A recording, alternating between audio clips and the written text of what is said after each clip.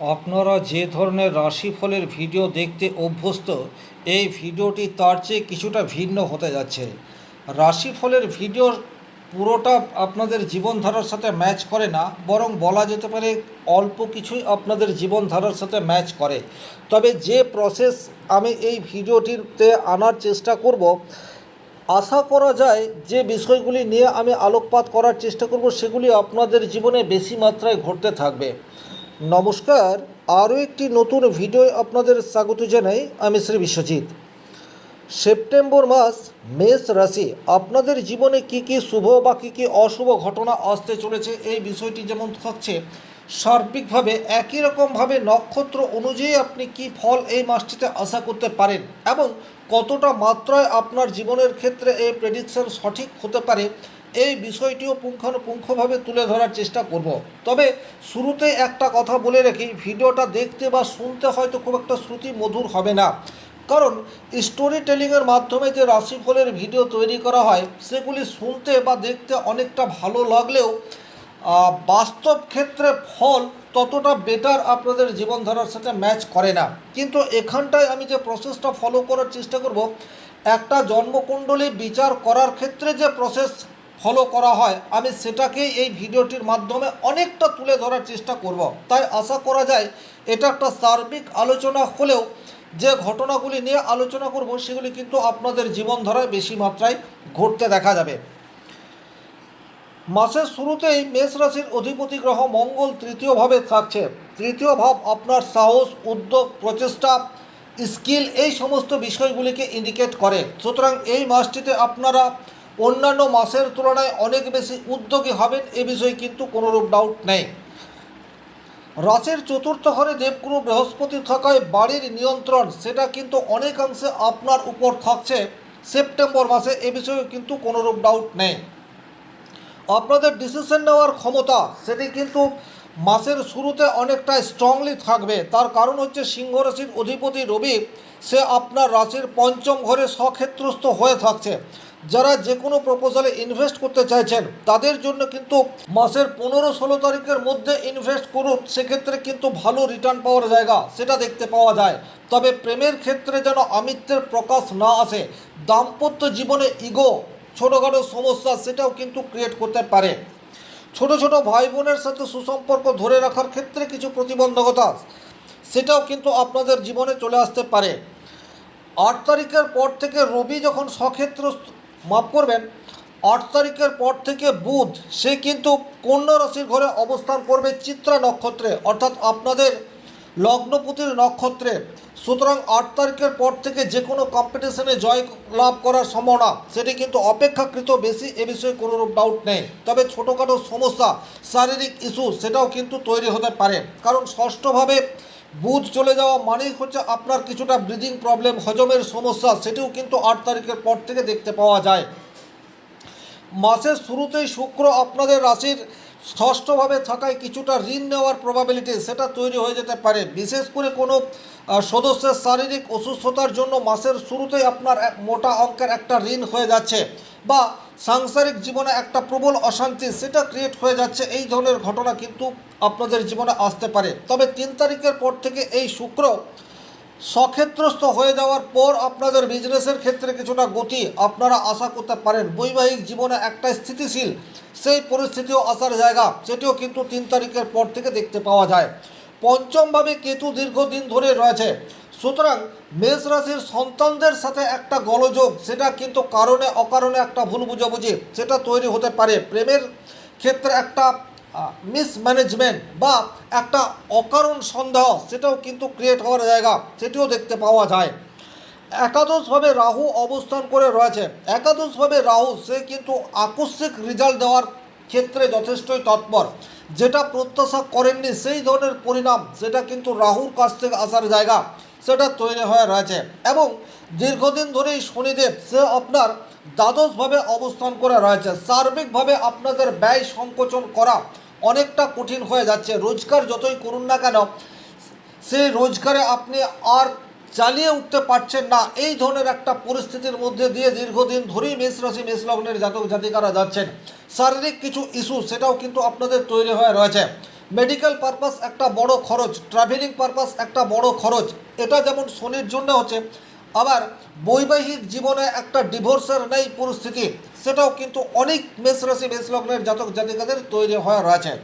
এই মাসটিতেও কিন্তু শনি আপনাদের দ্বাদশভাবেই অবস্থান করে রয়েছে, সুতরাং 7.5-এর একটা ইফেক্ট সেটা যেমন আপনাদের জীবনে আসছে, একই রকমভাবে দ্বাদশভাব অ্যাক্টিভ এবং দশমপতি আর একাদশপতি দ্বাদশভাবে থাকায় কর্ম সংক্রান্ত বিষয়ে সিদ্ধান্ত নেওয়ার ক্ষেত্রে একটা প্রতিবন্ধকতা, কর্মক্ষেত্রে একটা গোলযোগ, প্রাপ্তির ক্ষেত্রে ডিলে, এই বিষয়গুলি কিন্তু আপনাদের জীবনে আসছে। তবে নক্ষত্র অনুযায়ী কিন্তু ফল সেটা আপনাদের সবার ক্ষেত্রে একরকম হবে না। যেমন মেষ রাশি অশ্বিনী নক্ষত্রের জাতক জাতিকাদের জীবনে কিন্তু প্রাপ্তির সম্ভাবনা সেটি কিন্তু যথেষ্ট মাত্রায় দেখতে পাওয়া যায়। কারণ মেষ রাশি অশ্বিনী নক্ষত্র সাপেক্ষে 6 নম্বর নক্ষত্রে মঙ্গল অবস্থান করে রয়েছে। 6 নম্বর নক্ষত্র থেকে কিন্তু আমরা সাধক নক্ষত্র এই বিষয়টির বিচার করি। অতিরিক্ত উদারতা সেটি কিন্তু অশ্বিনী নক্ষত্রের জন্য একটা ক্ষতির কারণ হয়ে দাঁড়াতে পারে। তার কারণ হচ্ছে বর্তমান সময়ে আপনি সব সময় একটা সমঝোতার রাস্তায় চলার চেষ্টা করবেন, এবং আপনাদের রাহু সে কিন্তু ধনিষ্ঠা নক্ষত্রে বর্তমানে অবস্থান করে রয়েছে, যা শত্রু নক্ষত্র। অর্থাৎ অশ্বিনী নক্ষত্র থেকে দেখলে প্রত্যরী নক্ষত্রে রাহুর অবস্থান আপনাদের উদারতার জন্য কিছু মানুষ সুযোগ নিতে পারে। প্রাপ্তির ক্ষেত্রে আপনাকে অতিরিক্ত এফোর্ট লাগানোর প্রয়োজনীয়তা সেটাও কিন্তু তৈরি করতে পারে। আবার যে জায়গাতে আপনি প্রত্যাশা করেননি সেই জায়গাতে কিন্তু অশ্বিনী নক্ষত্রের জাতক জাতিকাদের গুপ্ত অর্থ প্রাপ্তির সম্ভাবনা সেটিও কিন্তু যথেষ্ট স্ট্রংলি দেখতে পাওয়া যায়। তার কারণ বর্তমান সময়ে কেতু মঘা নক্ষত্রে অবস্থান করছে। মঘা নক্ষত্র মানেই হচ্ছে 10 নম্বর নক্ষত্র, যা অশ্বিনী নক্ষত্র সাপেক্ষে দেখলে সম্পদ নক্ষত্রে কেতু অবস্থান করে রয়েছে। কেতুর মধ্যে গোপনীয়তা এই বিষয়টি রয়েছে। সুতরাং সম্পদ নক্ষত্রে থাকা মানেই হচ্ছে আকস্মিক অর্থ প্রাপ্তের একটা জায়গা, সেটা কিন্তু ক্রিয়েট হতে পারে। আপনি যেটা আপনার প্রাপ্য সেই প্রাপ্য অর্থ আদায় করার ক্ষেত্রে একটা বৈরী, একটা শত্রুতা সেটা ক্রিয়েট হতে পারে ধনিষ্ঠা নক্ষত্রে রাহু থাকার জন্য। কিন্তু যে জায়গায় আপনি প্রত্যাশা করেননি সেই জায়গা থেকে অর্থ প্রাপ্তির হঠাৎ করে একটা সম্ভাবনা সেটা কিন্তু ক্রিয়েট হতে পারে, সেটা কেতুর জন্য। তাহলে একটা কথা খেয়াল রাখতে হবে, আপনি অর্থ প্রাপ্তির জন্য খুব বেশি এফোর্ট লাগানোর থেকে বিরত থাকুন। আর নিজের উদারতা সেটি কিন্তু সব ক্ষেত্রে দেখাতে যাবেন না। যদিও অশ্বিনী নক্ষত্রের জাতক জাতিকারা বর্তমান সময়ে একটু উদার প্রকৃতির হবেন, এ বিষয়ে কোনোরূপ ডাউট নেই। বাড়ির পরিবেশ সেটা কিন্তু অনেকটা আপনাদের উপরই থাকছে, এ বিষয়ে কিন্তু কোনোরূপ ডাউট নেই। কারণ দেবগুরু বৃহস্পতি সে আপনার অশ্লেষা নক্ষত্রে চতুর্থভাবে অবস্থান করে রয়েছে। অশ্লেষা নক্ষত্র মানেই হচ্ছে পরম মিত্র নক্ষত্র। সুতরাং অশ্বিনী নক্ষত্রের জাতক জাতিকারা ফ্যামিলির সাপোর্ট এটা কিন্তু পর্যাপ্ত মাত্রায় পেতে যাচ্ছে, এ বিষয়ে কোনোরূপ ডাউট নেই। এরপর যে নক্ষত্রটিকে নিয়ে আলোচনা করব সেই নক্ষত্রটি হচ্ছে ভরণী নক্ষত্র। দেখুন, ভরণী নক্ষত্রের জাতক জাতিকাদের ক্ষেত্রে আপনারা যে স্কিল বা দক্ষতাকে কাজে লাগানোর চেষ্টা করছেন সেই জায়গায় পজিটিভ রেজাল্ট পাওয়ার জায়গা সেটি দেখতে পাওয়া যাবে।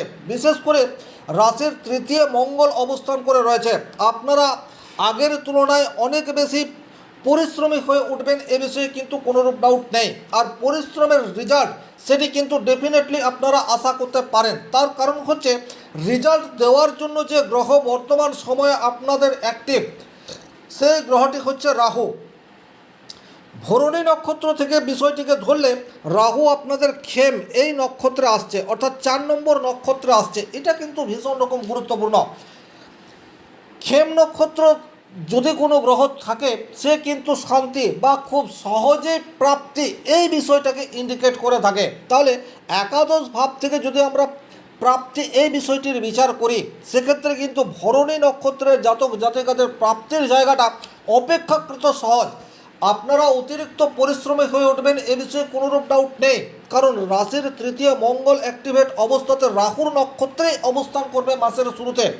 আর রাহু মঙ্গলের নক্ষত্রে অর্থাৎ ধনিষ্ঠা নক্ষত্রে অবস্থান করে রয়েছে।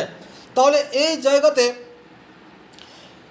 ভরণী নক্ষত্রের জাতক জাতিকাদের জীবনে কিন্তু কম পরিশ্রম করে অধিক প্রাপ্তির জায়গা সেটি কিন্তু তৈরি হয়ে রয়েছে মাসের 3 তারিখের পর থেকে। কারণ ভরণী নক্ষত্রের অধিপতি গ্রহ হচ্ছে শুক্র, এবং মেষ রাশির জন্য শুক্র সে অর্থের কারক গ্রহ, আর বিজনেস এবং দাম্পত্য জীবনের কারক গ্রহ। আর এই শুক্র 3 তারিখের পর থেকে তুলা রাশির ঘরে চিত্রা নক্ষত্রে অবস্থান করবে। তাহলে এই বিষয়টি কিন্তু খুব ভালোভাবে বুঝতে হবে আপনাদেরকে। রাহু, শুক্র এবং মঙ্গল এই তিনটি গ্রহের মধ্যে নক্ষত্র বিনিময় তৈরি হতে যাচ্ছে। আর এই নক্ষত্র বিনিময় হওয়ার জন্য ভরণী নক্ষত্রের মানুষরা সবচেয়ে বেশি পজিটিভ রেজাল্ট পাবে, এটা আশা করা যায়। ব্যবসা ক্ষেত্রে গতি আসবে, বৈবাহিক জীবনে মধুরতা সেটিও বৃদ্ধি পাবে, এবং অর্থ প্রাপ্তি আগের তুলনায় সুগম হবে, এটা কিন্তু বলা যায়। এরপর যে নক্ষত্রটিকে নিয়ে আলোচনা করব সেই নক্ষত্রটি হচ্ছে কৃত্তিকা নক্ষত্র, অর্থাৎ 3 নম্বর নক্ষত্র। খুব ভালোভাবে আপনাদের প্রাপ্তির জায়গাটিকে বুঝতে হবে। কৃত্তিকা নক্ষত্রের অধিপতি গ্রহ হচ্ছে রবি।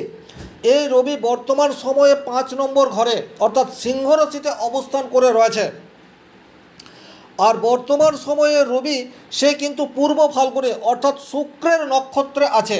শুক্র হচ্ছে আপনাদের জন্য অর্থের কারক গ্রহ, আর রবি সে 5 নম্বর ঘরে অবস্থান করে রয়েছে। 5 নম্বর ঘর থেকে কিন্তু আমরা ইনভেস্টমেন্ট এই বিষয়টির বিচার করি। তাহলে মাসের 15 বা 16 তারিখের মধ্যে যদি আপনারা ইনভেস্ট করেন, সেই ইনভেস্ট থেকে কিন্তু ভালো অর্থ আসার জায়গা সেটি দেখতে পাওয়া যায়। দ্বিতীয়ত হচ্ছে কৃত্তিকা নক্ষত্র থেকে যদি আপনারা অশ্লেষা নক্ষত্র এই বিষয়টিকে বোঝার চেষ্টা করেন, সেটিও হচ্ছে সাধক নক্ষত্র। আর এই অশ্লেষা নক্ষত্রে দেবগুরু বৃহস্পতি অবস্থান করে রয়েছে। তাহলে 6 নম্বর নক্ষত্রে বৃহস্পতির অবস্থান সেটি কিন্তু আপনাদের জন্য অত্যন্ত ফলপ্রসূ, এ বিষয়ে কোনোরূপ ডাউট নেই। বাড়িতে বসেই যারা কাজ করছেন বা যারা ওয়ার্ক ফ্রম হোম এই প্রফেশনের সাথে যুক্ত, তাদের জীবনে কিন্তু একটা আর্থিক স্বাচ্ছন্দ্য আপনারা ডেফিনেটলি আশা করতে পারেন। বাড়ির কর্তৃত্ব করার ক্ষমতা সেটি ডেফিনেটলি আপনাদের মধ্যে থাকছে, এ বিষয়ে কিন্তু কোনোরূপ ডাউট নেই। তবে একটা বিষয় আপনাদেরকে একটু সতর্ক হয়ে পথ চলতে হবে, সেই জায়গাটি হচ্ছে কৃত্তিকা নক্ষত্র থেকে যদি বিষয়টিকে বোঝার চেষ্টা করেন, সেক্ষেত্রে শনিদেব সে কিন্তু বর্তমানে 27 নম্বর নক্ষত্র অর্থাৎ রেবতী নক্ষত্রে অবস্থান করে রয়েছে। শনিদেব রেবতী নক্ষত্রে থাকায় কৃত্তিকা নক্ষত্রের দিকে দেখলে এটি কিন্তু বধ নক্ষত্রে রয়েছে। শারীরিক সমস্যা এটি কিন্তু আপনাদের জীবনে চলে আসতে পারে। হঠাৎ করে একটা দুর্ঘটনা সেটি কিন্তু কৃত্তিকা নক্ষত্রের মানুষের জীবনে আসার জায়গা সেটিও তৈরি হয়ে রয়েছে। হসপিটালিটির কারণে অতিরিক্ত ব্যয় এই ধরনের কোনো ঘটনা সেটিও কিন্তু কৃত্তিকা নক্ষত্রের মানুষের জীবনে আসতে পারে। সুতরাং এই জায়গায় একটু সাবধানতা অবলম্বন করে চলার প্রয়োজনীয়তা সেটিও কিন্তু তৈরি হয়ে রয়েছে।